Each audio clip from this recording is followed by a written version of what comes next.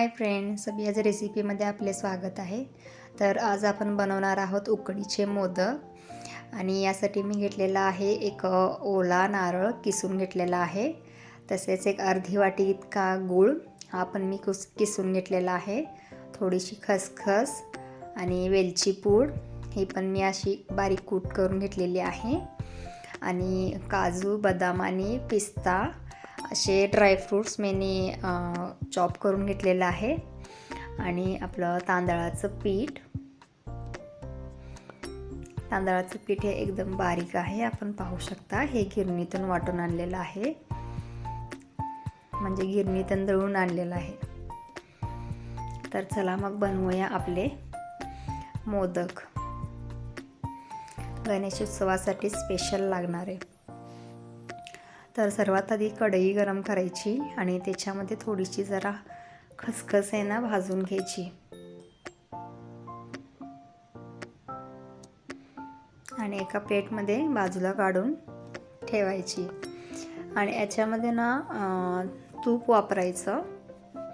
मी इथे घरगुती तूप वापरलेलं आहे आणि या तुपामध्ये आता ॲड करायचं ओल्या नारळाचा किस।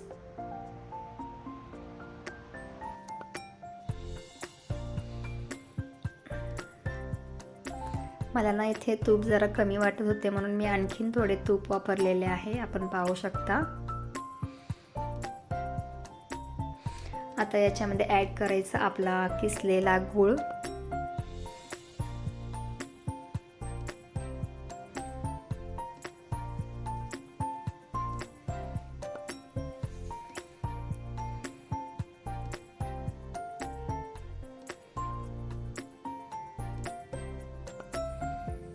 याला ना चांगलं एकत्र करून घ्यायचं आणि सारखे चमच्याने ना हलवत राहायचं, म्हणजे ते खाली चिकटणार नाही।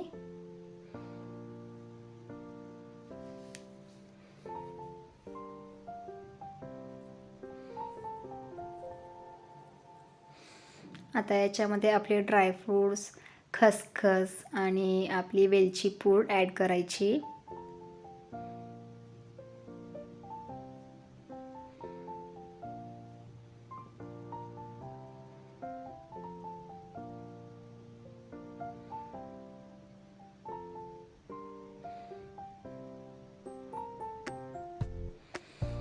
आता हे तयार झालेलं आहे आपलं मोदकाचं सारण।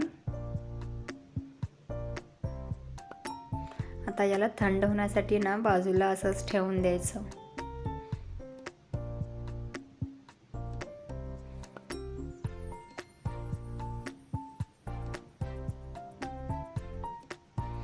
आता हे थंड होत आहे तोपर्यंत आपण काय करायचं, तांदळाच्या पिठाची ना उकड काढायची। तर मी जेवढे ना पीठ घेतलेले होते ना तेवढेच पाणी घेतलेलं आहे उकड काढण्यासाठी आणि याच्यामध्ये एक मीठ थोडंसं ॲड केलेलं आहे आणि थोडीशी साखर पण ॲड केलेली आहे त्या पाण्यामध्ये।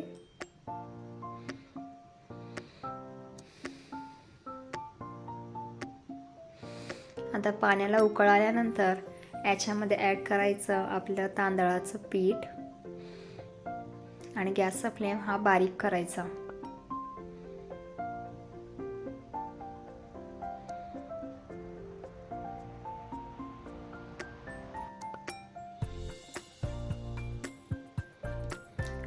पिठाला ना चांगलीच उकड बसलेली आहे, आपण पाहू शकता।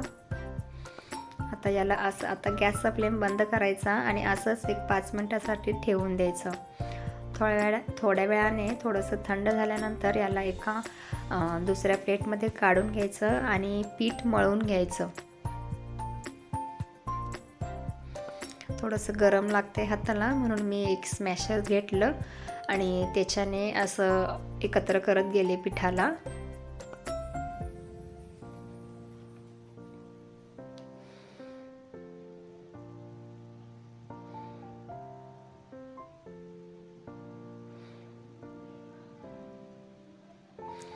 पीठ ना अगदी मऊ झाले पाहिजे। अगर आपल्याला पाणी कमी वाटत असेल तर इथे तुम्ही कोमट पाणी घेऊन ना पीठ मळू शकता।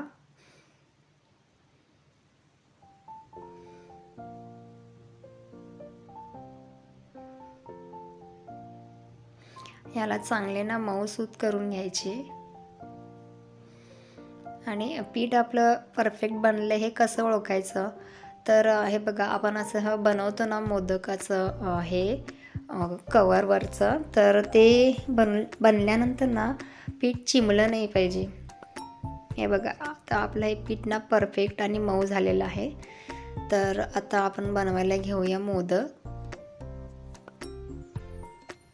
थोडंसं कोमट पाण्याचा हात घेऊन मी ना मोदकाचा शेप देत आहे. तर आधी असे ना मधोमध 2 अंगठे ठेवून ना पिठाच्या बरोबर ना अशी वाटी तयार करून घ्यायची पिठाची.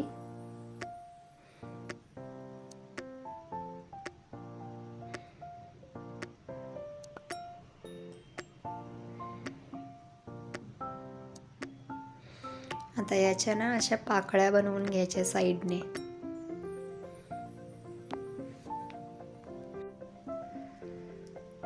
आता याच्यामध्ये ना आपलं सारण करून ठेवलेलं ना मोदकाचं हे सारण याच्या बरोबर मध्ये सेंटरला भरायचं. मोदक बनवण्यासाठी ना प्रॅक्टिस खूप महत्त्वाची आहे. जेवढी तुम्हाला प्रॅक्टिस असेल ना तेवढी तुम्ही अधिक सुंदर मोदक बनवू शकाल. तर याचं ना वरून हे ना तोंड हे ना बंद करायचं मोदकाचं आणि त्याला असा शेप द्यायचा मोदकाचा. त्याच्या पाकळ्या पण अशा सुंदर बनवायच्या.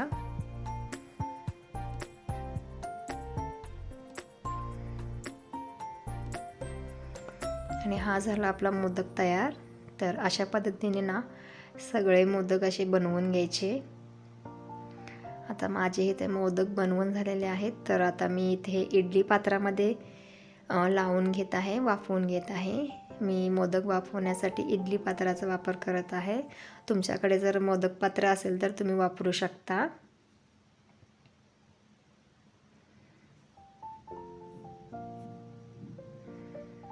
तर आधी ना एक ग्लास पाणी घालून ना आधीच गरम करायला ठेवायचं झाकण लावून. मग त्या गरम झाल्यानंतर पाणी ना त्याच्यामध्ये हे आपले मोदक ना ठेवून द्यायचे एक 10 ते 15 मिनटासाठी. मग 10-15 मिनटानंतर आपण चेक करायचे की आपले मोदक बनलेले असतात 10-15 मिनटानंतर.